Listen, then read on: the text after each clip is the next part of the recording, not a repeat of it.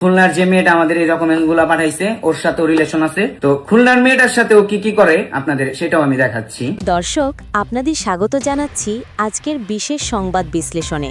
আজ আমরা তুলে ধরব এক হৃদয় বিদারক ও আলোচিত ঘটনা। এক তরুণীর মৃত্যু ঘিরে তার পরিবারের গুরুতর অভিযোগ। পরিবারের দাবি, তাদের বোনের মৃত্যু স্বাভাবিক নয়। তারা অভিযোগ করেছেন শ্বশুরবাড়ির নির্যাতন এবং স্বামীর পরতার কারণেই এই মর্মান্তিক ঘটনা ঘটেছে। ভুক্তভোগীর ভাই জানান, তার বোনের বিয়ের দীর্ঘ বছর পরও তিনি শ্বশুরবাড়িতে স্বাভাবিকভাবে থাকতে পারেননি। শুরু থেকেই বিভিন্ন সমস্যার মুখোমুখি ছিলেন। তবে পরিবারের পক্ষ থেকে সবকিছু সহ্য করা হয়েছে, শুধুমাত্র সন্তানের ভবিষ্যতের কথা ভেবে। সাম্প্রতিক কিছু ব্যক্তিগত কথোপকথন এবং ছবি তাদের হাতে আসে, যা থেকে তারা জানতে পারেন স্বামী বিদেশে অবস্থান করেও একাধিক নারীর সঙ্গে সম্পর্কে জড়িত ছিলেন।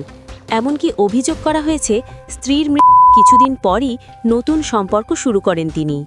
পরিবারের সদস্যরা দাবি করেন এসব তথ্য আগে তাদের কাছে স্পষ্ট ছিল না, কিন্তু নতুন প্রমাণ হাতে আসার পর তারা বিষয়টি প্রকাশ্যে আনেন।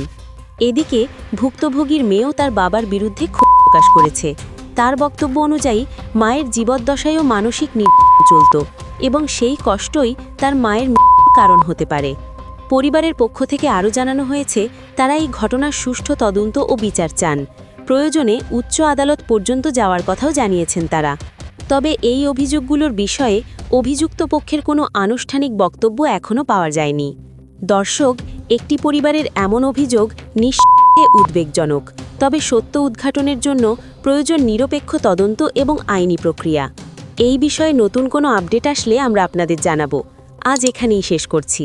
ভালো থাকবেন, সুস্থ থাকবেন। Icon focus 24 TV, powered by 4D Fourth Dimension। আমাদের চ্যানেলটি সাবস্ক্রাইব করে আমাদের সাথে থাকুন।